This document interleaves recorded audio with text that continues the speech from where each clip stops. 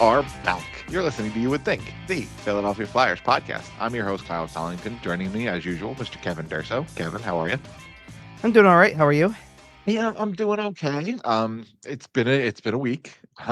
We have a lot to get into. There's on ice news to talk about. There's off ice news to talk about. As before we dive into all of that, make sure you're following us on social media at YWT Podcast. Kevin is at Kevin_Durso. Find us everywhere you find your podcast, including sportstalkphilly.com. Okay, so diving right into it, I think listen. We're gonna get distracted because we know what the big story is. But let's try to start talking about the games. Let's start with Tuesday night in Carolina. Oh, you actually want to start with the games? I Okay. I do I do. I wanna start with the games. We'll talk about the one game Matvei Michkov played, and then we'll talk into why he didn't play anymore. Uh, Yeah. Tuesday night in Carolina. I Okay. think okay. If you're one of the people who thinks the Flyers are a playoff team this year, that was an okay game because you look decent against one of the better teams in the East. You blah blah blah blah blah. Yeah. If you're on the side that thinks the Flyers are/should be tanking, that's a great game for you because it's a nice, tight, competitive game. A couple of your young guys score, but you still lose in regulation. No points in the standings. Okay. I'm going to counter your point slightly. You are right about the end result part. That is the perfect end result for, it's a competitive game. You're 4-4. You're into the final minute of the third period. You might get a point out of this game. And then you give up the goal in the final minute of regulation.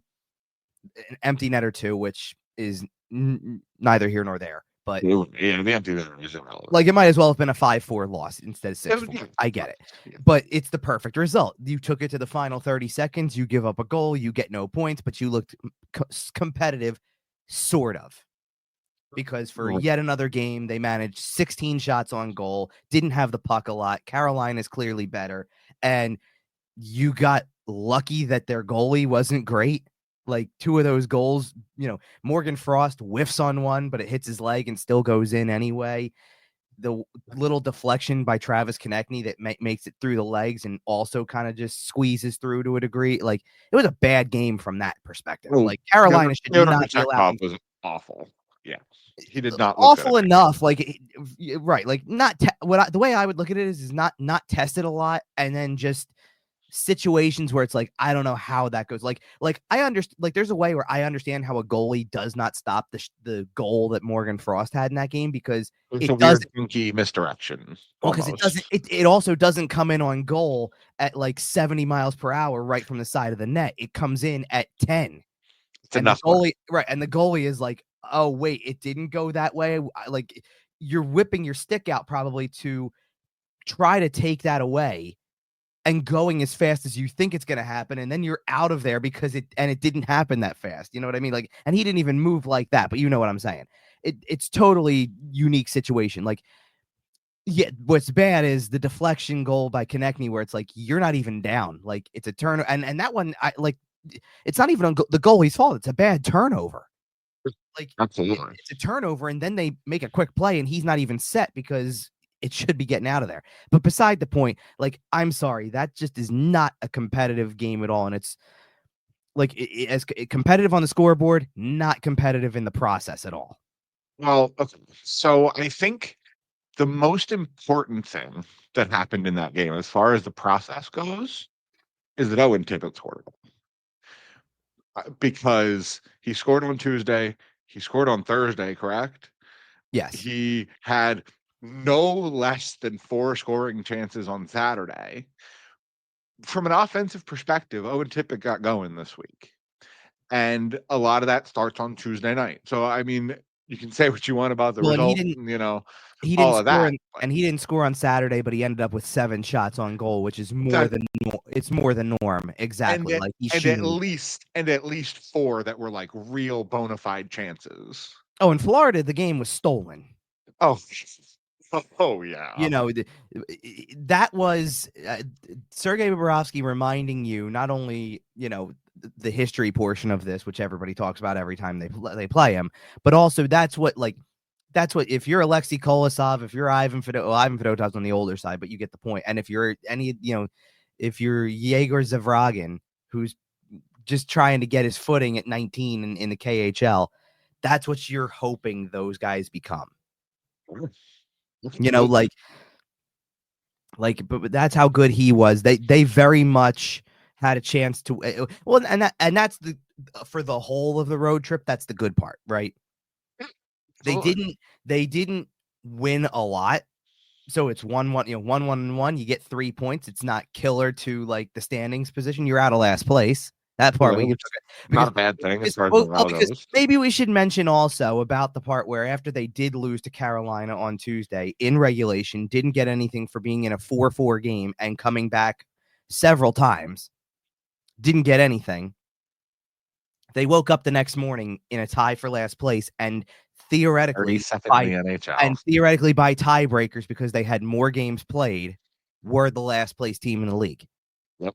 And 32nd in and the and NHL. very much we're having like there was a portion of the other two games where it was shaping up to go exactly as we thought. I mean, they're trailing Absolutely. Tampa 1-0 for almost the whole game, like end of the first period, almost through the whole game, and then all of a sudden it's like okay, with under 5 to go, they find the tying goal. All Oh, right. and you alluded to it there, but I did want to mention, obviously with Sam Emerson out, Alexei Kolosov did start on Tuesday and Mhm. also Thursday. Um, No, he didn't play Thursday. I'm sorry. You're right. I'm sorry. He Uh, he was he supposed was to. scheduled to start, right. So He was going to be. Tuesday he started. He looked okay. He looked like he hadn't played a ton at the NHL level. He was still getting comfortable, but didn't look too bad as far as I'm concerned. Looks like a capable backup at this point in time, obviously. The good Still a with developing player. Right.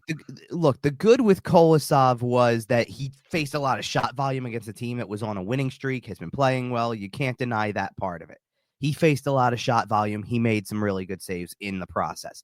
The Sure. bad is that you 5 goals against and an was it comes out to an 853 save percentage gets you nowhere. Like that. No, it's Like pretty it bad. just gets you nowhere. Like that's a game where I think I had even said at one point in time if he plays a game and faces 30 shots and gives up 3, I'm thrilled. Okay. But you get into 34, but giving up 5, it's going to kill that save percentage. You need that save percentage to be closer to 90 so that it feels a little bit better. Like when, and maybe this is a good segue to Thursday because Ivan Fedotov gives you a game that you say, that's what I could use as a backup. You give me that, we got a shot, right? Yeah. Let's transition to Thursday a little bit, and we're still gonna put off the big story because we're gonna talk about Fedotov first, because quite frankly, What a necessary game for him. Like I think Ivan Fedotov changed a lot of minds about him. I think he slowed a lot of the hate that was coming his way. So situation. Shortly before the game, we get word that Alexei Kolosov, who was scheduled to start, will not be starting. Fedotov will be starting on short notice, let me and the let me Flyers are signed the D-Bug. let me rewind it back even further then. Okay, yeah, go for it. Because and I don't I'm mentioning it and we're not going to have the discussion on it yet, but the first thing everybody finds out is that Michkov's not playing. He's part of the group that's getting scratched. Okay, no big deal.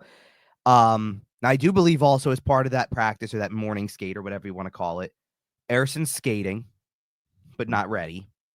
Obviously, like they still weren't bringing Right, him 'cause back. he did join the team on the road trip. Cam York's been skating. Yep, That's we love to nice. see that. Yep. But obviously, you're not coming back at full strength yet. You've got guys who are working their way back, but okay, no big deal. Michkov's not going to play. That was the big one. And Kolosov's the starter, which was to be expected. I kind of thought. I think they really want to see him. And then it couldn't have been 15 minutes after they announced all the lineup stuff, the goalie tonight, all that stuff, that it's Kolosov just left the morning skate and is talking to trainers. Oh no. Like I believe the words from Charlie O'Connell on Twitter where it looks like he's trying to stretch something out in the tunnel. right. And regardless of what it is or whatever the case may be, it's Sure, sure. all you needed to see was leaving and talking to trainers, and it's like, oh, great. Because now Erson might be skating, but doesn't seem ready. What's the situation there? And they didn't really update it for a while. Like now we're talking that you finally got that update about who the goalie was going to be, maybe an hour or so before the game. I have a feeling Ivan Fedotov had a little more No, knowledge. he did, but I'm saying for again, like you sat on that all day, like, well, maybe it wasn't anything. Maybe it was just a precautionary thing from the morning skate and he's fine. Maybe it's nothing, I don't know. Like that it's not that it bothers you in any way. Like I had to like, but from my perspective, I have to do a preview where I guess at that point not even I'm taking a guess. That was at least a good way to phrase it. Sometimes I am legitimately taking a guess. There's no morning skate. There's no pregame media. I have to take a guess on who I think is the starting goalie and try to get into John Tortorella's head for that one, which good luck doing that. This one, at least you're able to say it as, well, this is who they said is starting, but They declared a stardom. right, but he left the morning skate early, so I guess we'll see what happens with that. They haven't updated anything, so we'll see, right? So they find out about it. It was, I will say this, it was good timing for me to do a spot on 97.3 that night that we did know before then, so I could talk about how this was the guy who was starting. But Sure.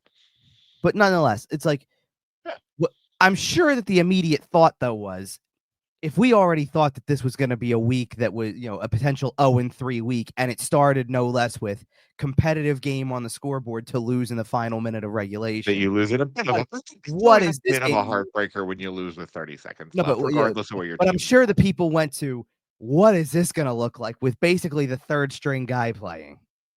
What do you mean, people? The group chat. Yeah.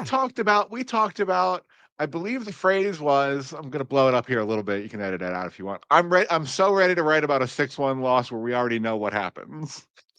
Well, sure, because day of, think about it. It's all of the news. I agree with you, because up to that point, Fedotov has looked atrocious. Tampa has kind of started to get the gears rolling a little bit. You're rolling in, and you're expecting them to blow your doors off. Well, and do you know why I'm really going there? Honestly, it had less to do with whoever was in goal. It had less to do with Michkov not playing. It had to do with the fact that I brought up 4 games in a row. You're averaging 19 shots on goal per game. I don't care who your goalie is. Go ahead and bring back Marty Brodeur and let him play goal. I don't care. You're not going to win the game. You're going to probably get the doors blown off of you. If you like, you know why I felt that way too? It had nothing to do with even the shot totals as much.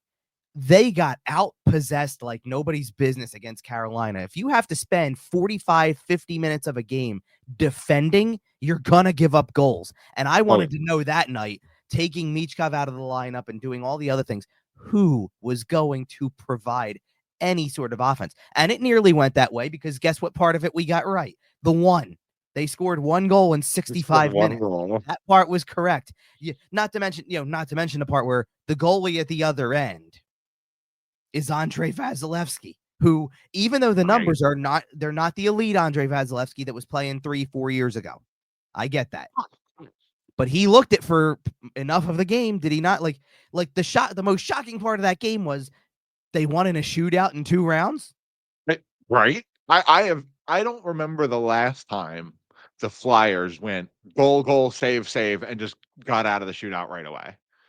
Do you know how many times? Do you know what's funny about it being in Tampa? Do you know how many times I've seen that exact scenario the other way when they've played Tampa? That they fight hard, they fight hard, they get it to a shootout, and then it's Tampa goes, yeah, you know what we're gonna do? We're throwing Stamkos and Kucherov out there to take the shots, and Vasilevsky's in goal. Have fun. Good luck, Steve Mason. Now, obviously, Stamkos is not a part. That's one of the things that was kind of like almost went under the radar for the game, and I'm not talking like Stamkos is obviously not part of the team, but Braden Point hasn't played for a few games, and I think that kind of flew under the radar a little bit that their top center is out.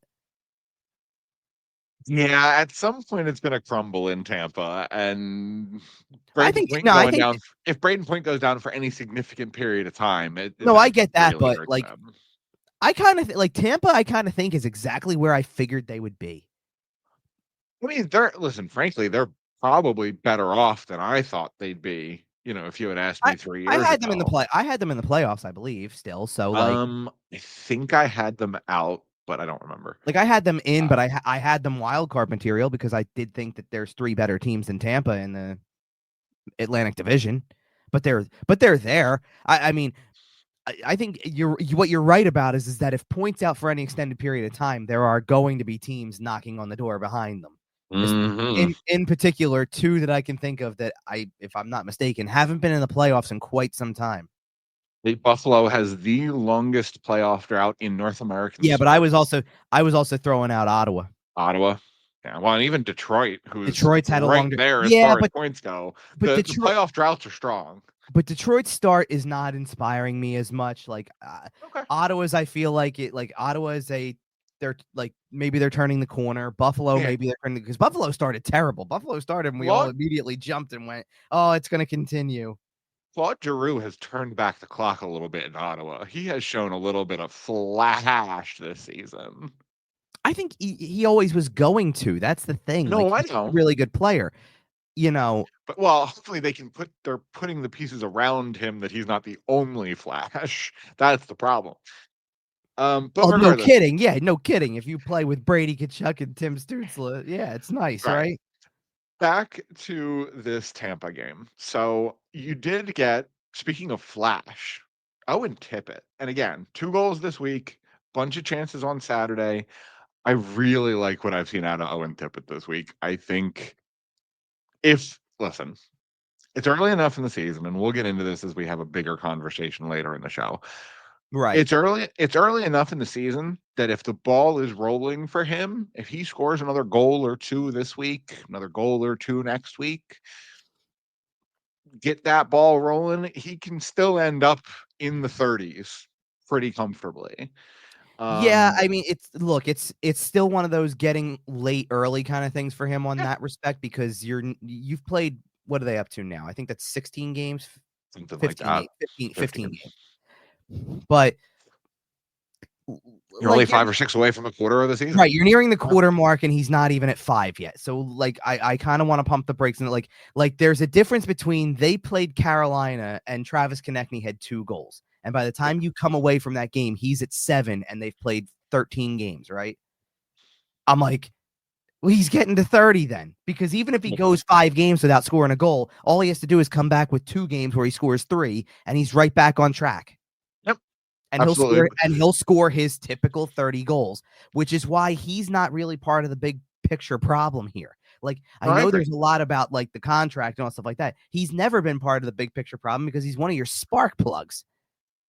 I agree. No, I agree. I think he, But as when far as Tippett your goes cold and when Morgan Frost can't score a goal without it going off of his leg, and Joel Farabee can try and try and try, and it takes him until Saturday to finally get one. And then he has it. Think about it. Farabee had a chance for probably 2 more in that game on Saturday and couldn't oh, finish the Flyers could have scored 5 or 6 goals in that game on Saturday easily, with the and they ended scoring up chances. y- Absolutely.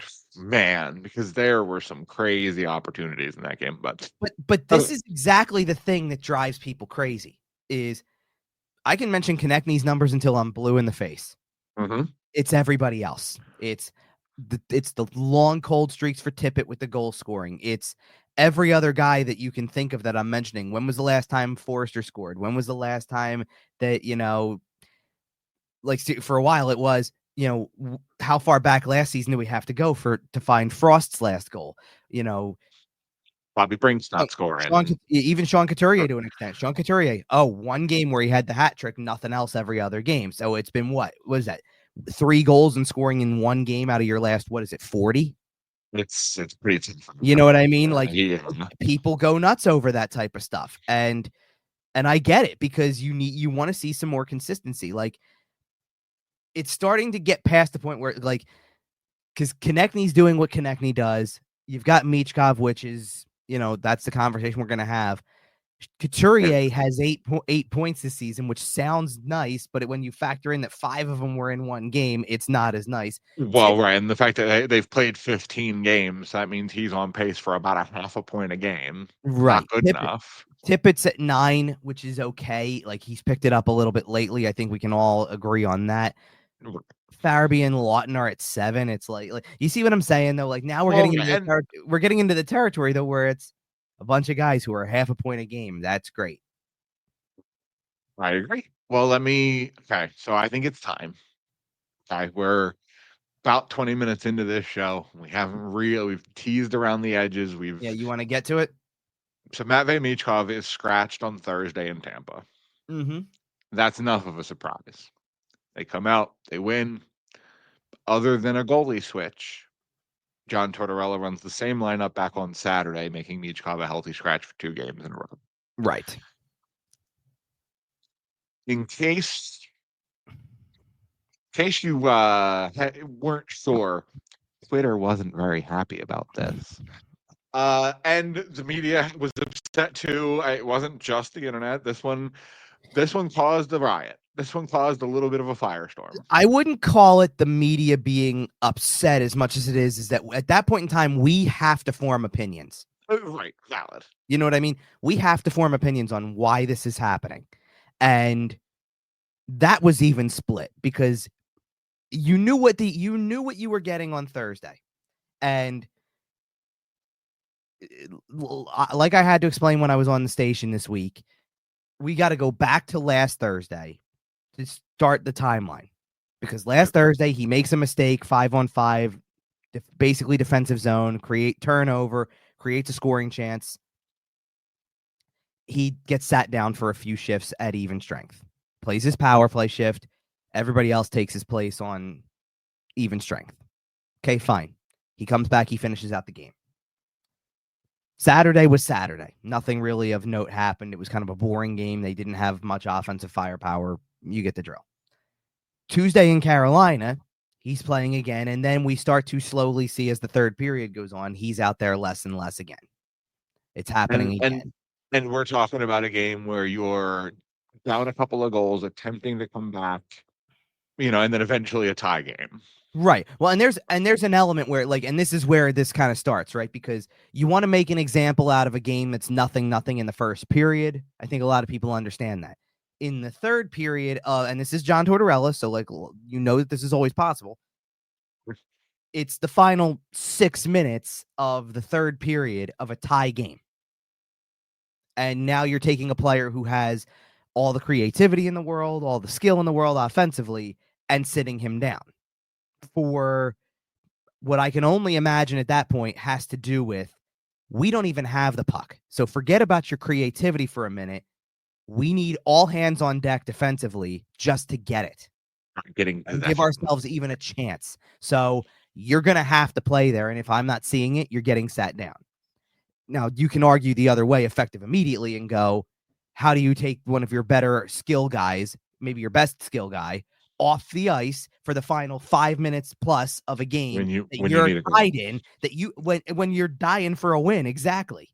How do you do that? So, but bottom line is that I don't think anybody ever really has a problem with in-game handling of that situation. What else are you supposed to do? Kind of like if you're going to try to teach something in that moment and you don't want the same mistake made, sitting him down within the game is the only way to do it. It doesn't mean he didn't play. You also at that point have 45 minutes of game time and whatever ice time he got that night, to sit there and play. You have to trust your coach in that situation. You know what else? With the exception of the very first one they had, they didn't score on the power play for the rest of the night. If he had a power play chance to go out there and do something, it didn't happen there either.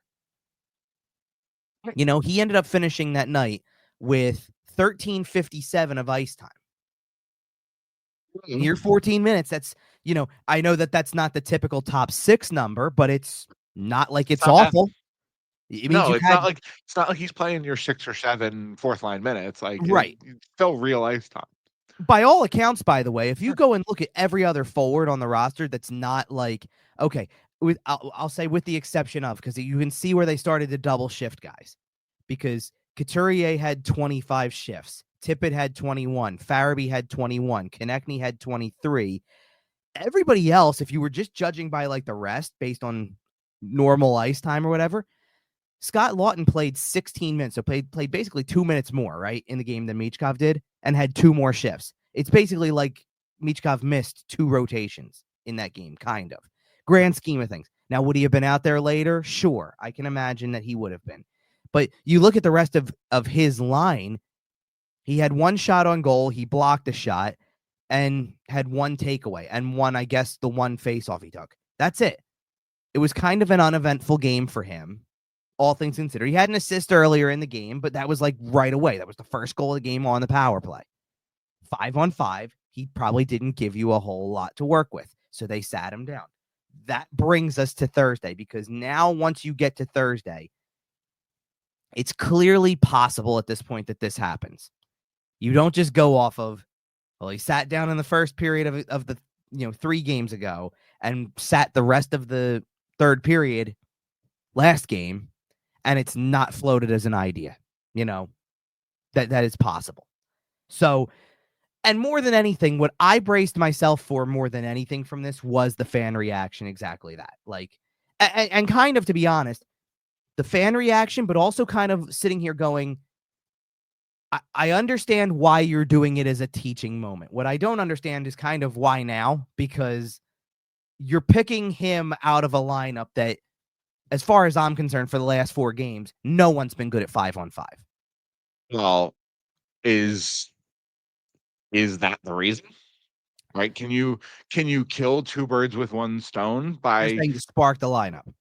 giving him a chance to sit in the press box, which John Tortorella told us within the last week or so was going to happen, can be valuable to young players, et cetera, et cetera, et cetera. Right. So you give him a chance to watch in the press box.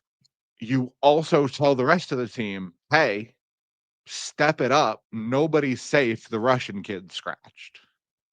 Because he's the So, generational superstar. He's the kid that we're building everything around, and blah blah blah blah blah. If he can ride Pine for 2 games, so can you, Morgan Frost. So can you, Bobby Brink. So can you, everybody in the lineup. I'm not singling those 2 players out. let me tell you where this is, not where this is going to go, but that's a great point you bring up, and this is the reason. That's probably the motive behind part of it. And what did they do on Saturday? What did they do on Saturday? How many chances did they have on Saturday? We've talked about it 3 times already. Just hold on. That's an energized lineup. That's probably the motive. I don't think using that as the motive works for more than a game, because then you're then you're getting personal about it. If anybody can be sat and you want to spark the lineup, then sit Michkov for a game, and then the next game sit Konechny and say, I'm not making it. It's not even him. I'm doing it because I want to see you play without him. He's one of the only ones that actually has energy. Play without him. Well, right. So if it's to spark the lineup, what they're going to tell, I'm telling you right now, they're never going to. They're never a little more complicated. Yeah, but I know they're never going to say it. But I'm going to tell you right now, the reason it happened Saturday is because he's not going to change up a winning lineup. They won. I'm rewarding the lineup, and Michkov got another game out of it. And I would be shocked at this point if he doesn't play Monday. Well, yeah, okay. I'll say what I said in the group text. Okay. Mm-hmm. My general feelings about the situation here. When he gets 1 game, I'm fine with that. Like I said, I don't love it. Right? Like, just from a watching the game perspective, of course, I'd love to be watching the team with Matvei Michkov over the team that doesn't have Matvei Michkov on it. But we knew it was going to happen. John Tortorella told us it was going to happen. Mm-hmm. So you give him a chance to learn. You give him a chance to sit in the press box. You send a message to the rest of your roster. 1 game is fine. Exactly. Second game brings me some hesitation. Now, I don't love how John Tortorella handled the situation. I don't love sending Bradshaw out to, talk to the media about the lineup pregame. It's not even that he's out there to talk about the lineup, but I get your point. Talk about the lineup when the question is, why isn't Matvei Michkov playing? Because for 2 games in a row, you sit him down. What I don't like, and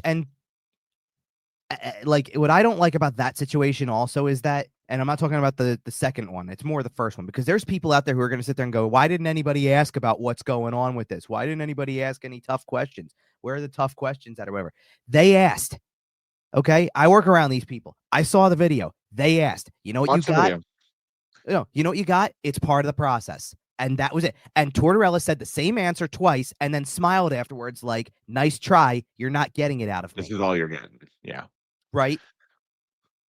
No, I know. And that's what I'm saying is I don't love how it was handled in the media.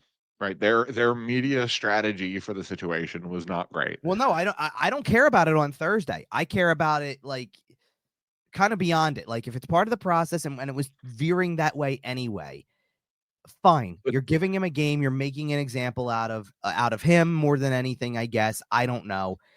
You know, but I can even forgive the second game, right? I don't love it. I'm I having I, I I have a don't hard love it, right. but I have one very easy reason why I have a hard time with it. okay. And I didn't even get to put the answer to the question in the group chat afterwards because I was trying to get all my work done and just finish, and I forgot to go look at it until well after the game because it's not, let me tell you right now, it's not a detail I use in any story because it's not if I'm just recapping a game, this detail does not matter to the game recap whatsoever. But I went and checked after the game on Thursday. Okay, so Michkov's not going to play. You want to sit him down, you want to use it as a teaching moment, whatever, right? I'm going to read you 3 players in reverse order for just for Thursday. And I get it. It was a 1-1 game. And actually really it was a 1-0 game for most of it. And where you were trailing, and then there's overtime involved, right? So ice times are going to be staggered a little bit. We're doing something new on the station where they got a sponsorship for 3 stars every game. So I have to pick my Flyers 3 stars every game. And when there's not a lot of goals to go around, I can't just go, well, this guy scored twice and this guy scored once, and that's the order, right? So I had to, from a 2-1 shootout win, I had 2 pretty easily. The goalie and Tippett had a great game, right? Scored tying goal. But I had to pick a third, and my third ended up being Travis Sanheim, because when I looked at the end of the night, Travis Sanheim on Thursday played 28-21 Listen, and had a really good game otherwise, right? at some point in time, not today, but at some point in time, we're gonna have a conversation about Travis Hanheim on the show. Maybe. Mm. So that's the bit, but that's the huge chunk of ice time, right? And if I'm really laying into it further, Konechny and Couturier played over 23 minutes as forwards because overtime, you name it, right? So here's the 3 names.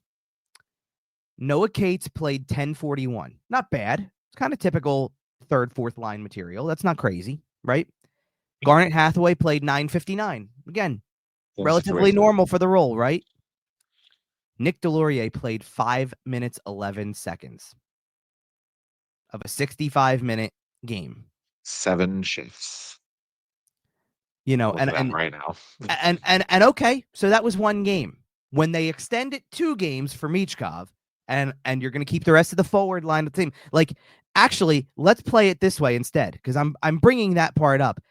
Even the guy who goes into the lineup, Anthony Richard, got called up. Now he's going to go in, right? He played 16 minutes against Tampa. Didn't look like he had that. He was on the ice for the goal against, but didn't have a bad game. And Held his own. one thing you can notice on Thursday, although it did follow through to Saturday a little bit, was that Right. Richard was plugged in pretty 1-for-1 from Michkov. Right. Now, well, I think part of that had to do with power play time, and I think there was more in the Tampa game than there was in the Florida game, because all of a sudden I just went and checked it. In the Florida game, Richard only played 11-13. It was a little less 1-for-1 in the Florida game for sure. Yeah. See, I didn't look at all these. I didn't really look at all these ice times. So there's some interesting material in here. Now that I'm looking, because Richard dropped significantly, which maybe is to be expected. Like, let's be real about what he's been for most of his career. Right. He's been a quad A guy. He's definitely better than AHL material. He's one of those guys that, like, definitely deserves a shot when you need somebody. So I don't deny that at all. He's Justin Bailey. Yeah, actually, well, no, I don't want to go that far, because I think he's got more scoring prowess at the NHL than Bailey ever did. Yeah, but I think Bailey was probably a little bit better of a two-way player. Maybe. Bailey was a solid little defensive. Anyway. Okay. The point that I wanted to drive home more than anything name a guy. No, the point that I wanted to drive home more than anything, and you said what, 7 shifts for Delorier in Thursday's game? Yep. He got 11 shifts in this game and still only played 5 minutes 47 seconds. So I sit there at the end of the day and go, what's the importance of sitting Michkov for a second game when you put out a player who literally isn't playing 6 minutes a night? Okay, but how does that help? No. Can it be argued that those minutes got distributed to other players who might not have gotten that time if Michkov was in that game? I find it a little bit hard to argue about players getting distributed more minutes when the next lowest forward on the roster that night was not the 2 that I mentioned from Thursday by any stretch. Do you know who the next lowest forward was? Go for it. Morgan Frost with 9 minutes 30 seconds. And And only some took of that was and some of only that was took no, punitive. and only and only took 14 shifts. Now I'm going in and I'm Yeah. actually like I wasn't I You're was using we're diving in on it now. well because I want to see what the time on ice said because I didn't realize he wasn't out there for a chunk of it. Like Well, right, but looking at the same list because now I have it pulled up. Farabee plays 19 minutes, which is more than he had been playing. Farabee So had a good enough game to deserve it. that That's the thing. that's where the minutes went. That's what I'm saying. So maybe okay, if you're looking at this as John Tortorella, as a bigger picture than a Thursday night game in Tampa and a Saturday night game in Florida, and you look at this and go, okay, I can give this kid a little bit of a break because again, something else worth noting: Matvei Michkov has never played more than 50 games in a professional season. Physical break is not the worst thing on planet Earth for the kid. Now, I came on this show 2 weeks ago and said that I wanted him to play at least seven, or maybe last week, and said that I wanted him to play at least 78 games this year, but I'm okay with him taking the occasional scratch. I don't love two in a row, but if John thinks that the kid's looking tired, right? You've been in the league a couple of weeks. The 5-on-5 play has started to slip a little over the last week or so. Maybe John thinks he needs a break. He's a rookie. He's 19, never played a huge professional season.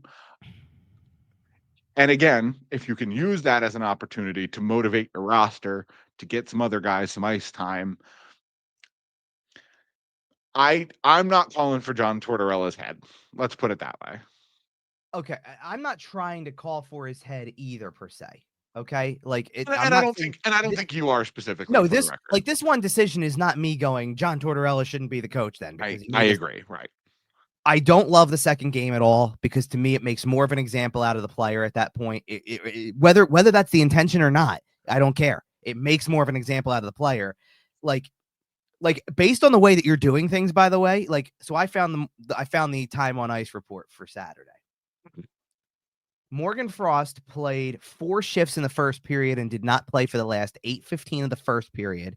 Played the normal second period, which still only amounted to 3 minutes of ice time.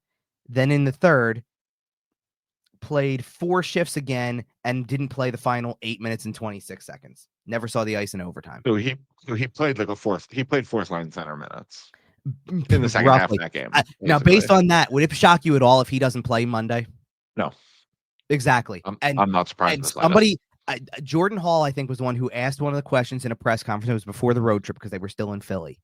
And it was kind of the same situation. If they didn't have, who the hell was it? Like there was somebody who was dealing with something, so he didn't play. Like, it might have been before they called Richard up over Paling being out and like things like that. So like they didn't really have an extra forward, right?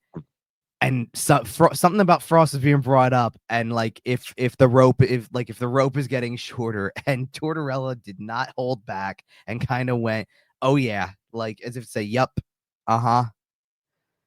like we're here again. Yeah, I was gonna say, it feels like Morgan Frost is a little bit of a pet project to John Tortorella at this point, and I can't tell if John It's Tortorella loves him and wants the best for him, or hates him and wants him off his hockey team. it becomes harder to argue with a guy who's what 26, who's been playing for 6 seasons And has shown like the briefest flashes of that high skill ceiling that we theoretically know he has, but like has never really put it together at any sort of sustained level. Like, listen, I like Morgan Frost, but if this year is about an honest evaluation of the roster, who deserves to be on this team, if we're going to be a playoff team, if we're going to be a Stanley Cup caliber team, as of yet, as of right now, on November 10th, 2024. Up to this point in his career, Morgan Frost has not shown that. Not No, really. not at all. And he's the type of guy where I think you're getting into the territory of he's an RFA at the end of this year again. Do you even qualify him if that's the case? Like at some So point?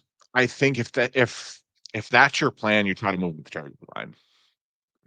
You do what? Sorry. You try to move him with the trade deadline. You could, I guess. I mean, A fourth round pick is better than not qualifying him. well, I get where you're coming from with that also because it's such a thin position. Right. Like, Listen, I've tried to hold out for him, like in terms of okay, Lutsenko made some noise to start the year, made the team, all that type of stuff. And we all immediately penciled him in as the 2C, Well, I'm saying, or at least a lot of people did.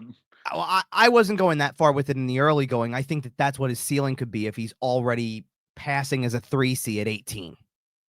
You know what I Right. mean? Like if he played games where he clearly passed as a 3, maybe even extended minutes wise to 2, then he probably could have a ceiling of 2C. I don't think he's a 1C.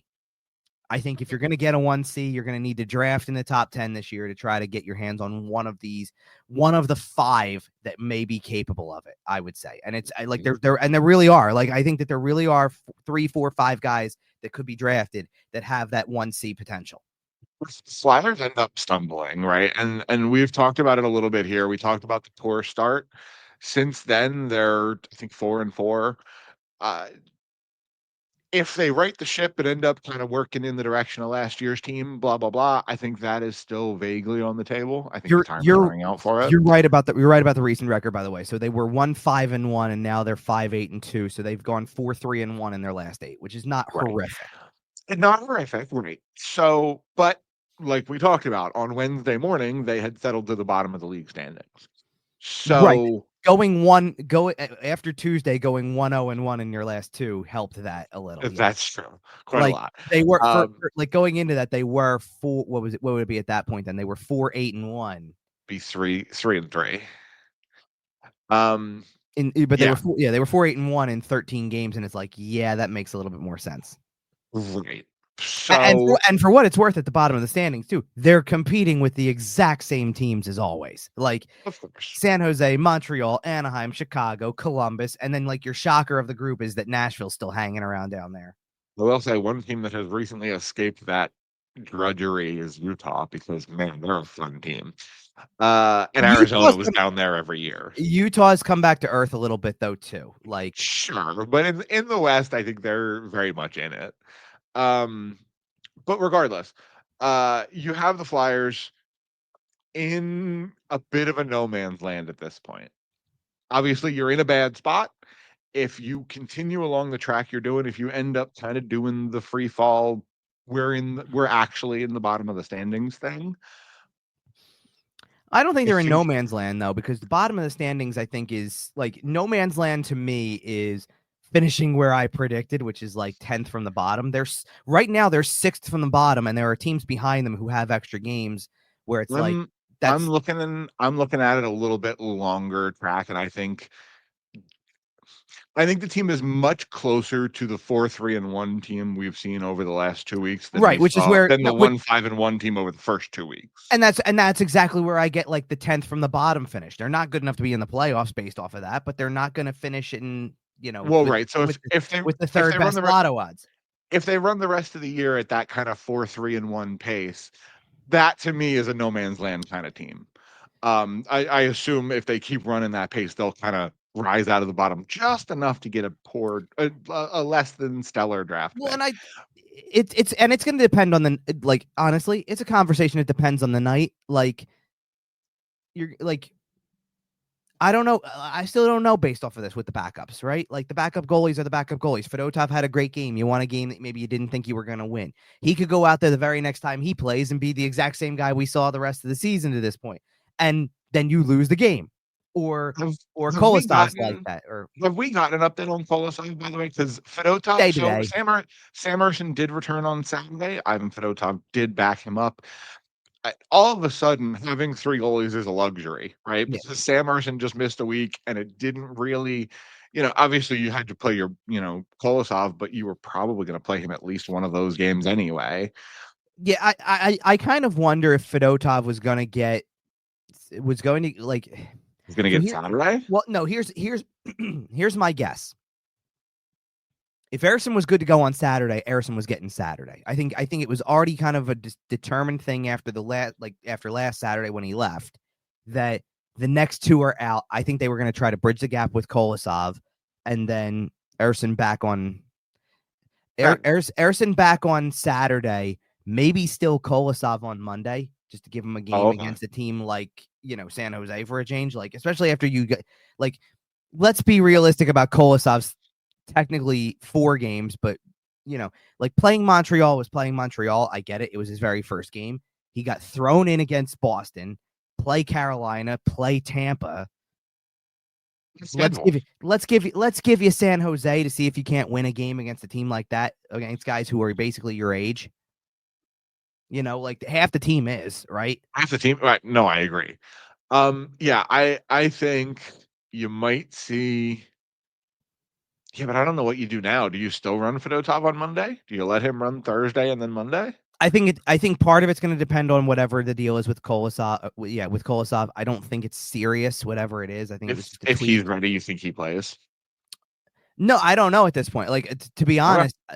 honest, at this point, I wonder if Harrison just gets the game because they want Harrison getting working. They Harrison want was to get gonna, him some look rest. if Yeah. Harrison doesn't get hurt and plays the game out against Boston.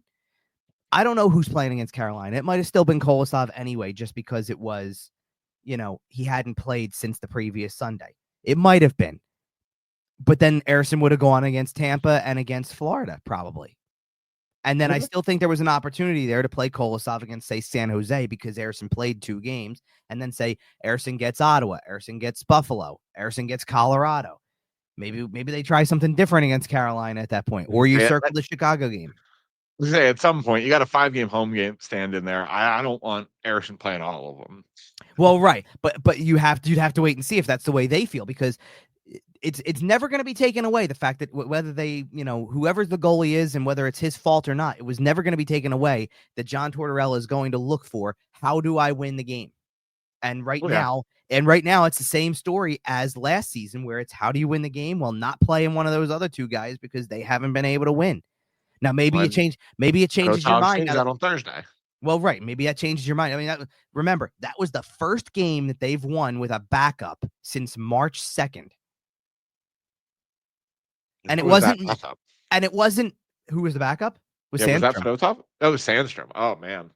Fedotov had never won a game. Victim of intent to injure Felix Sandstrom? Well, you saw the whole clip and stuff, I did right? see that. That was kind of disgusting, honestly, because there's no motive for it. Like, you can call it intent to injure penalty for a guy who charges in on goal while still, like, at least making a somewhat hockey play. It was what, Ben Harper? Yeah. That wasn't even a hockey play. That was just, I'm going to go into the net and take the guy out for no reason. The puck wasn't even there. It's behind the net. He just goes there to, like, try to he goes there like he's going to set up shop in front of the net, which is totally reasonable, and then just goes ahead and plows through him. Like, but whatever. Let me take a look at something here real quick. Sure. Ben Harper, 198 career games in the show. What a winner. Okay. Anyway, moving on. Anyway, but if you're not getting it from the backups, like, nothing necessarily is going to change with that situation, right? Like you're still not gonna, I don't care who you're playing. Like, and it wasn't even Kolosov's fault, but Kolosov got the start against Montreal. So why do you lose to Montreal? It was another one of those games where you got a backup, and he gives up one that he should have, and then the other 3 are bad defensive plays. Yeah. But your defensive play is just as bad.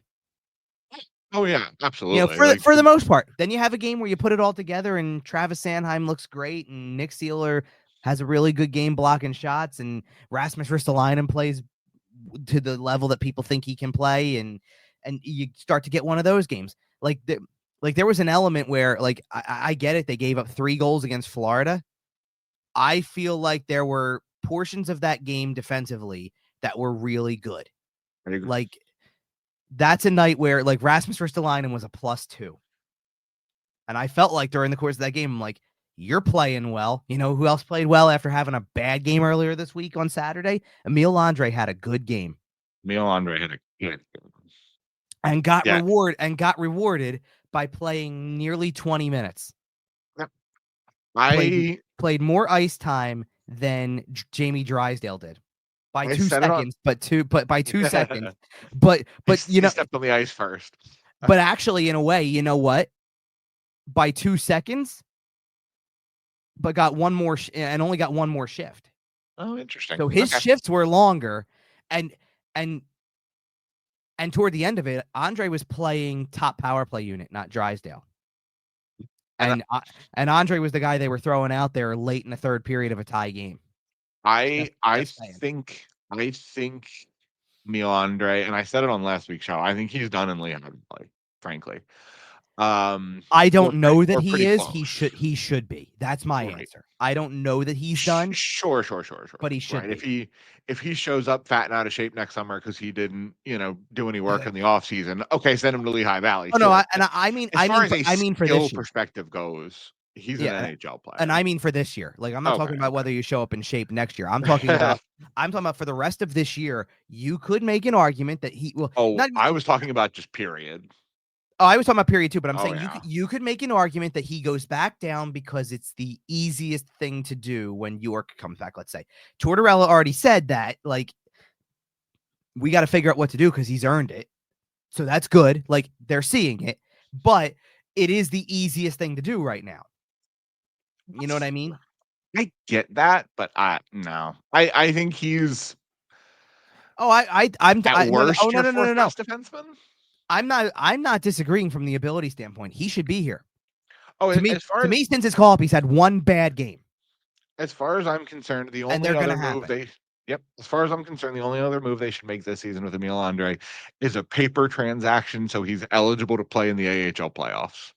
That's all fair. I want. Yeah, totally fair. That's all I want. You're saying at the deadline, you want him sent down on paper so that he's AHL playoff eligible. All right, and they always do that. But no, I agree. I think he brings another stable pair of legs to this core, and I'm really curious to see what the core looks like when Cam York comes back. Like if Emil Andre can keep a roster spot and Cam York comes back, I think you're getting close to the best roster that this Flyers organization can put together right now. I'd have to see who they're willing to, not willing to, but who they're playing him with collectively in the game, I guess, because like where this is going is that down the stretch in the third period against Florida, they were playing Andre with Sanheim.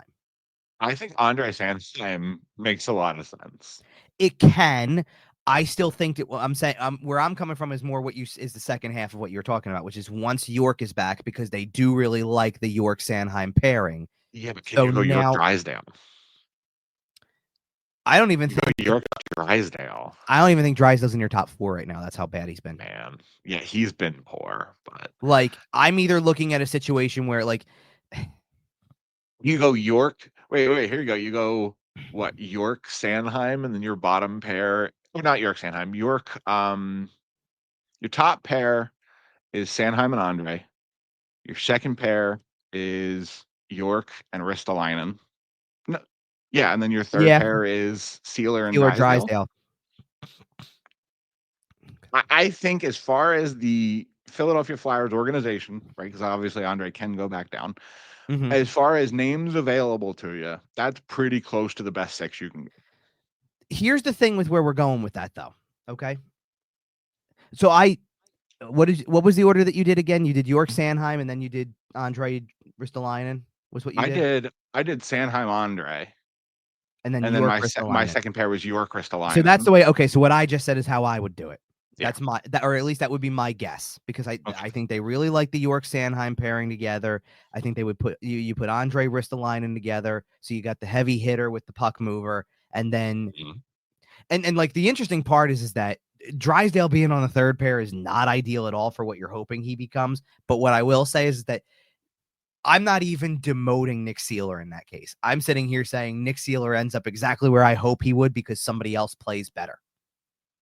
You know what I mean? Like, Sealer was playing top 4 because Andre was the new guy. Now, if Andre emerges and plays in the top 4, I put Sealer in the bottom pair every day of the week. And you're thrilled. Right. Even if it, like, without it being a demotion, it's not meant to be a demotion. There were teams willing to trade a 2nd-round pick to potentially put Nick Sealer on their third pair last year. Like, I mean, and maybe he would have been in the box, but you know what I mean. Right. But I'm just saying, like, that's what I'm saying. Like, that becomes an ideal situation for that.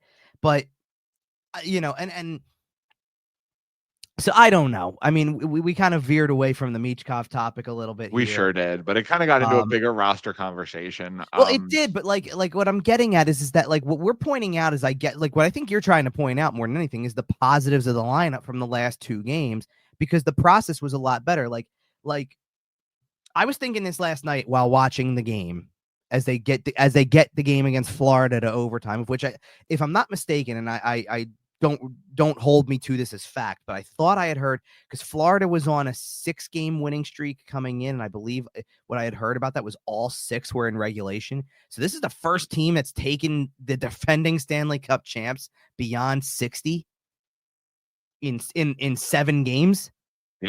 That's the pretty darn impressive. The You Flyers know, played 3 really competitive games this week. right, but I Like I didn't like said. the process in the first game at all. To look ahead, like I looked at what they did in Carolina and looked ahead to Florida and went, "You're never getting out of that game. That game, you're getting the doors blown off you because they will score more, and they'll score even more than the 6 you ended up giving up by the end of it. You know what I mean? Right, and instead, you almost ran Florida out of the building. Like, we talked about 5 or 6 mixed chances, a couple of posts, like, Yeah, that you had a game lot. could have easily been lopsided. It could have been 5-2 Flyers Right, at a certain point. and I think the point that I was coming from with it is that if you would have looked at those 3 games, I mean, we talked last week and pretty much wrote off the week, right? They'll Oh, be yeah. lucky. They'll be lucky to win a game. And to be honest, like I feel the same way you did. I came away watching the end of that Tuesday game in Carolina, kind of smiling a little bit from like, yeah, look what they did. They got it to the final minute and then they found a way to lose. That is the perfect tank but don't tank game. And listen, I know you watch games with the analytical sports reporter eye. That was a fun game with Carolina. Like, you may not love it as an analyst, but it was a fun game as a fan. So you have that one. Then they go play Tampa hard and they get that to a shootout and they win the game. And it's like, okay, they ended up winning a game. It's a little bit of a surprise or whatever. To be honest, actually, what I looked at from that was winning a game like that. That was their 5th win of the season, and two of them were in shootouts. It's kind of fun. It's kind of funny to me. Oh, how times have changed. Right. And then even before the overtime started against Florida, I'm sitting there looking at that going, we got 2 points against Tampa. You were 30 seconds away from a point in Carolina. You got a point here. If they would have gotten the point in Carolina, that's a successful road trip. Oh, 4 yeah. out of 6. It's And what huge if they road would have trip. won that game? For all the chances they had in overtime. What did they end up with in overtime? 7 shots on goal, I Something think, by like the time that. it was over. And That was a great overtime. 6. I stand corrected. Yeah. They had 6 shots on goal. I think no, they didn't hit the post in overtime. Florida did. No, I think somebody hit, like, the outside of the net at one point, but, No, you know what you're thinking. What you're thinking of, I think, is there was Joel Farabee had a chance that I thought for sure he was scoring on, and he put it mm. wide. Oh, you're right. The first that was the That was second part. That was that was a everything that really fun overtime. do you want me to tell you exactly what I tweeted afterwards? Because I think it sums it up perfectly. My Okay. tweet after that overtime was file this one under games that don't deserve to end in a shootout. Can we get another 5 minutes of that? Holy smokes, what an OT. Well, listen, there's a new CBA coming, and if that They'll CBA never has do it. even just making a 10-minute Nope, overtime, they'll like, I never do know it. they're never gonna get rid of the shootout. I know. In fairness to having a goaltender be an analyst for this team, Bush made a Yeah. good point and said that the goalies would hate this for another 5 minutes. Sure, but, like, Yeah, but everybody else is goalies like, who hate cares? everything. Screw it. Screw the goalies. Goalies hate a lot of stuff. True. Anyway, it was an entertaining one and it was better. I just don't. What I don't like about the Michkov thing was Yeah. to me, it's back to something. I don't even know when I was going to bring it up or where it was going to come up or whatever, but I had told you a few weeks back, I think maybe it was a couple weeks back, that I had found the clip from the off season, that one of our off season shows where we talked about the possibilities of next season. And one of the ones I said was there was a real possibility of regression. And we kind of took that conversation and ran with that part of it. The other part of the conversation I had that day, though, as one of the possibilities was what happens with John Tortorella if it's not a good start and he starts playing the same cards as like February and March of a season where you're contending. what happens? And I've noticed some of the same cards being played, and it does get tired after a certain point. And listen, you can talk about how it was motivation for the rest of the team. Like, look, I'll show the rest of you I'm willing to do this for 2 games. He's not going to be in your lineup. Do something about it. And if that's what sparks the team, then that's what sparks the team. I am not going to deny the fact that for the last 2 games, they've looked closer to the team of last season in the last 2 than they have at any point for the rest of this season. Hold for maybe the Minnesota game that they won, Sure. where they still gave up 5 goals anyway with their supposed number 1 in net. Minnesota's kind of also just been that good to start the year too, and just had a game where they completely decided defense was optional. Minnesota's what, the 3rd ranked team in the league? Something like that. Minnesota's got 2 regulation losses. One of them's here. But I will also say, just regarding the last 2 games and how the team looked without Michkov, there is also something to be said for what have we talked about Michkov since he's gotten here? That he's incredibly creative. He's an excellent passer. He thinks the game's so far ahead of his teammates. Everyone else has to catch up to him. Like all of this stuff, maybe for a short 2-game stretch, there's something to be said for allowing these guys to just turn that part of their brain off, right? That part that's thinking the Matvei Michkov part of the game. And I know it's probably not a huge deal for guys who aren't playing directly with him, but there's still an attitude when the whole team is revolving around one person, like this team has been with Michkov so far, that maybe removing him allows them to kind of get back to basics a little bit and play a little more free and not grip the stick so tight. Maybe, and we'll see. But now you've got to test that theory with he's back. So now does it work? Well, and we're hoping he's coming back with a jump. That too. So it's because it's both. Now, when he goes back into the lineup, the 2 questions are: what does he look like, and how does the team look around him? Because like I saw 20 different numbers thrown from different directions during this whole discourse, right? Because there were people who were sitting there going, how do you look at his expected goals for? How do you scratch a guy like that? There were people who were saying by the eye test, his 5-on-5 hasn't been great. There were people who were saying this, that, you know what I mean? Like arguments for both sides coming at you. It kind of, and what that ultimately starts to turn into is a situation where it feels like no one's right, no one's wrong. Sitting a kid who's 19 years old for 2 games in a row to try to prove a point or something is not helping his development. 1 game, I'll level with you. 2, I don't think it helps his development. I don't care if you want to, I don't care if you want to do that 6 times over the course of the year and say once a month, I got to sit him just so he learns something. I don't care. Do it that way. But if you start to make a continuous habit out of it, it starts to become a pattern. And I would like to see how he is deployed on Monday, right? And this will kind of lead us into the fact that he does get a little bit of an easier opponent on Monday too. So theoretically, he should get pumped for the ice time. I expect him to play 18 plus minutes. Or somewhere thereabouts. And if he comes back and if he looks like he looked the first week or the first 2 weeks, or if what I'm saying, and I know I mentioned it here a couple of times, is I think the legs may have been a factor a little bit. That's where I think it's noticeable. Like, I think it's noticeable in the legs. I think he's made some mistakes he's made mistakes at 5-on-5. I see it. I'm not trying to deny that one bit. Not trying to deny 19-year-old offensive superstar. He's going to make mistakes in the defensive. And guess what? And guess what? As much as I'm going to sit there and say, well, this might yes, as much as I can agree that might be the one reason people tune in sometimes is to see what this kid looks like, and it might have people tuning out. I'm going to tell you right now, they're not doing it for you. They're not playing him They're not playing him 82 in a rookie season. John Tortorella is not playing him 82 in the regular season because the fans want to see the kid. If he doesn't think that's what's best, right? If he does not think that that's the answer, he's gonna sit the kid down, whether you like it or not. Now, if that affects how you view the team and how you view the coach and how you view the game, that's on you. I'm not taking that part away from it. They were never gonna do that. And Kurtz knows best. Debatable, always debatable. Look. Well, listen, if he comes back and lights the San Jose Sharks on fire on Monday night, then sure. we'll have the conversation. Sure, and look, there was an element to me where like I thought that the Carolina game started so like in such an encouraging way because he got a point on the power play, and it's like, all right, after all those games, like Konechny hadn't scored hadn't had a point in 3 games. Michkov had gone a few games without, I think it was 4 games without a point. It's like, all right, it's starting to come back around a little bit. You got your point back. This is making some sense again, right? And then like another game where it's like nothing's happening, and we're gonna start on the scratch train. I look, I don't know if it's good for his development or not. John Tortorella is going to say it's good for his development. The way I described this on the radio earlier this week was whether you want to hear that line or not, John Tortorella has been using that line forever. This is development 101 taught by John Tortorella. Oh, nothing new. Oh, right.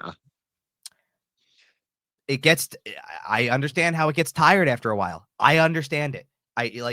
I know that as a fan base, you're sitting here saying 2 things. One, I want to see the kid play anyway, and there's no better way to learn than by playing. That's what one part of it's going to be. And number 2 is going to be quit screwing around with this kid. This is the future of your franchise, and you're not above the team. Like, you're the head coach of the team. You should be doing everything you can to make the team better, and I don't agree with your method of making a kid better by sitting him down. Yeah, and like on that particular point, I'm willing to give the benefit of the doubt to maybe the greatest American coach of all time. Like, listen, I'm not going to sit here and say he's a perfect coach. I have another American coach who comes to mind. Listen, I said maybe he's in the conversation. At very minimum, he is in the conversation. I will level with you there. I'm sorry, but there's an ex-Flyers coach who I would put in that argument. Roger Nielsen. Oh, I'm kidding. You know who it is. I know. I want some jam in here. Let's go. Who's American? Who are we talking about? No, Peter Laviolette. Oh, Laviolette. I completely forget. Wow, forget that he's American. The jam reference went right over your head. Start playing with the jam in here. So my brain with him always instantly goes Laviolette, Quebec. And like he's not. No, I know he's not. He's not. But like I hear the last name and I'm instantly just like, oh, that sounds French-ish, I guess. He must be from Quebec. No, but regardless, I'm willing to trust one of, if not the Mount Rushmore of American hockey coaches. Let's put it that way. Did you love, by the way, because somebody put, I think it was Bar Down, did a picture or did a post about, so this is the guy who's scratching Michkov today, blah, blah, whatever. Have you seen the image that they made for him to go into the NHL 25? It's so bad. So in case any of our listeners don't know, go look at Bar Down. The EA Sports NHL series just restruck a deal with the coaches union to get coaches in the game. Which, by the way, I think it's a great move. It's a great move. Absolutely. I hate hiring Brad, whoever. They don't mean anything. I have John Tortorella. I have John Cooper. We have real coaches. Paul Maurice. It's so funny to me how the 3 names you just mentioned are all terrible. Oh, I know. I'm pretty sure Paul Maurice looks terrible in it. John Cooper looks terrible in it. I'm pretty sure what happened was that they struck a deal with the coaches union and immediately put guys in the game. Now, as time goes on, they can, and hopefully do, scan faces and add guys into the game and update character models and hopefully make it a little bit more realistic. Now, I know EA Studios that works on NHL is in Vancouver. So hopefully after teams make a trip through Vancouver, they drag the coaches in for face scans because the John Tortorella one is atrocious. Yeah, but you know what? Do you want to know something funny though about that? There was an argument to be made, and it's a good argument, that they actually have how many? What's a safe number for me to go with? I'll say 8 ex-players that they probably have face scans of. Oh, absolutely. Ex-players. Like Marty St. Louis looks atrocious. Yes, and you have a face scan of Marty St. Louis from 6 years ago, like not even that long ago. Yeah, but by the way, back on the really quick on the footnote on the Lavy thing.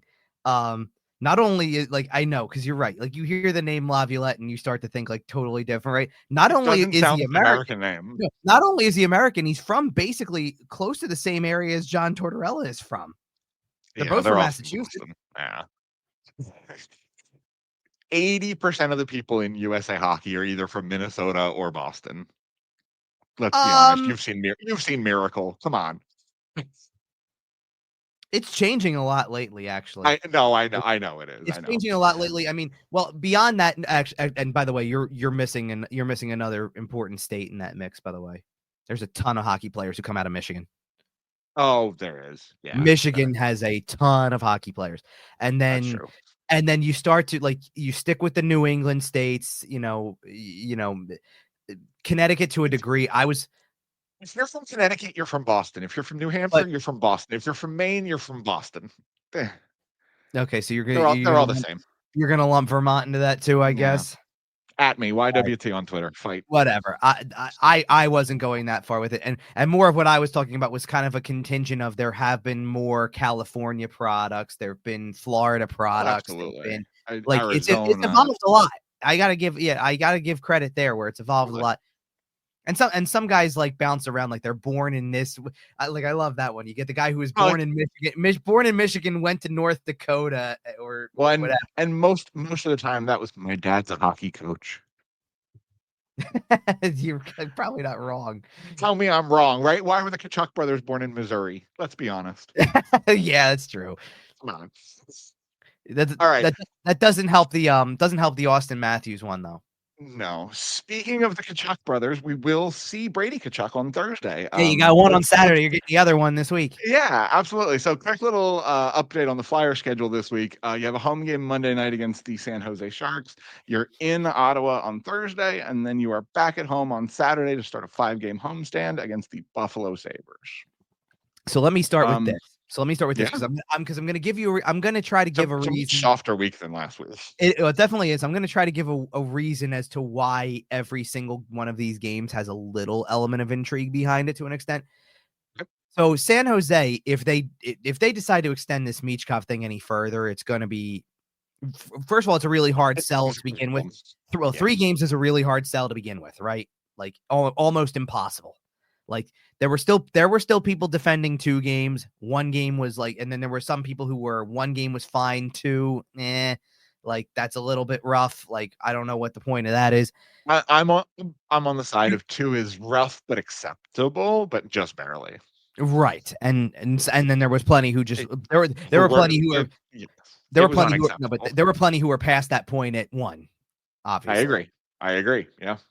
So 1, I think you need to play Michkov anyway just to get him back into the lineup. But 2, especially at home, yes, because that is one of the things, right? Like you got to acknowledge the fact that the 2 games that they played on the road without him are 2 games that have commonly in the past drawn decent Flyer crowds on the road because it's Florida. A lot of people retire and go to Florida and then say, hey, I'm going to the 1 game that they're here for. And so you're probably not changing that just based on a lineup decision. Like if you're going, you probably made plans and bought the tickets a month ago. So yeah. But I'm saying it wasn't like it was a home game to a degree. Like there are a lot of fans that there was a ton of cheers in Tampa. That was a Tampa, Flyer crowd in Tampa. Tampa, I think it's starting to shift a little bit. Like there's still a playoff team, but. And that may have that may have had to do with the opponent too. That the Flyers are not exactly the most marquee matchup anymore. The Florida game, the Lightning also haven't played a relevant regular season game in about 5 years. The Florida game that used to be a virtual home game for the Flyers is no longer. Yeah. Wow, because they're now on top of the mountain. Team wins the Stanley Cup, you don't get tickets as easily anymore. My point is that was one of like the little things that was going on with it was like at least it's not a home game. Right? Like at least it wasn't a home game where they sent him. So I got to imagine he plays. But if you weren't to play him anyway, you're also robbing people, generally speaking, of an absolute great rookie matchup. Enough. Yeah, Celebrini. I am telling you, I am spoiling it for people on this show. You don't have to go read it at this point. I hope you do, but you don't have to go read it. My 2 players to watch, assuming everything is the way we think it's going to be, is Michkov and Celebrini. It has to be. That's your matchup. That's your individual matchup. That's the 2 players. You got to watch them. right? And Boy. I could have picked a different rookie. I could have lumped Will Smith into that group and said you got another good rookie in the picture, but Celebrini's the first overall pick. Are you gonna do the cheeky thing on Thursday and make it Tippett and Giroux? I could. Depends. Let me see. Ah. Let me see what kind of game Tippett has on Monday, and I'll let you know. I mean, because Tippett was my pick on. Tippett was. I kind of ironically it worked out that way, but it became easy. You're right. Like play in Florida, former team, schools in 2 games in a row. That all adds up. He's the player. Well, it was going to be. To be honest, if we had any info before like 4 o'clock for that 6 o'clock game that Michkov was definitively playing, it would have been Michkov then. Sure, Because absolutely. it's Because the now it's response. what But does he do now? Right. right. I don't know, I don't know that it's going to be Giroux per se. Usually Okay. I try to go with whoever the hot hand is. I'm gonna hit the button early, even though there's another game involved. Yeah, right now it's probably Brady Kachuk based on numbers, but that could change over time. Well, The Giroux element is the fun part of it. I give you that. absolutely. Ottawa's got a lot of stuff figured out, I think, Sure. so we'll That'll see be a how that fun goes. game. And to a degree, like I'll be fully transparent with you. The Buffalo one, I was kind of dreading watching that in person earlier because Buffalo didn't look like it was off to a good start either, and now they're getting it back. Yeah, They're and then getting the they're Flyers getting it turned it back on up the a rails. little bit. Who did they beat the other day that I was like really impressed with? Did they beat the Um, Rangers? Was that what it was? yeah, they smoked the Rangers 6-1. Yeah, that's what it was. Yeah, they That's what tortured it. that was what it was. And Yep. and not to mention they've won 3 straight, and I would venture a guess to say it could very easily be at least 4 out of 5. They play Montreal on. Oh, that's a fun one. I didn't realize that was a game time. They play Montreal on Monday at 12:30. Ooh, spicy, spicy, spicy, spicy. That's kind of like Okay. on that's because it's Veterans Day. That's kind of like how the Flyers had played, and it had nothing to do with this because it wasn't in the States, but the Flyers played a game a couple of years ago on President's Day at like 4 Mm. in Calgary. So it didn't have anything to do with that per se. I think it was something else. I think there was another celebration of sorts in Canada. The NHL celebrates holiday games so weird. So weird. By the way, this is the only afternoon game Right. on Monday. So it's a definitely an oddball, but like nonetheless. So Well, yeah, so, and but 3 if more, if 2 home games, and yeah, and this starts the oh boy, does this start a grind for me. absolutely a They're lot of home they're games, home a lot they're of home for what 7 of the next 9 or something. something crazy There's like like that. you already touched on that. You touched on there's a 5-game 5-game homestand starting on well Saturday against Buffalo. realistically, and then it's separated by a quick trip to Ottawa and like the annual we don't play at home on the night before Thanksgiving because we play at home on Black Friday every year. You know, Well, if you want to know who the players of the game are going to be for all those games, make sure you're following Kevin at Kevin_Durso, reading his pregame articles on Sports Talk Philly watching my 97.3 pregame ESPN. Instagram, pre and post game Instagram reels. Watch his pre and post game Instagram reels. Listen to Watch 97.3 the day after games to Listen to hear who my 3 97.3 the day stars after game. Listen to Flyers Files. Follow Kevin everywhere. Follow us at YWT Podcast. Find us everywhere you find your podcasts, including sportstalkphilly.com. And I think that'll be enough for the plugs today. We're Just gonna we're you. gonna go ahead. We're gonna go ahead and get out of there. Make sure you're following us everywhere. Subscribe, hit the like, all that happy stuff. Review us. We'll be back in a couple of. Oh, I'm sorry. We'll be back next week. And until then, say it.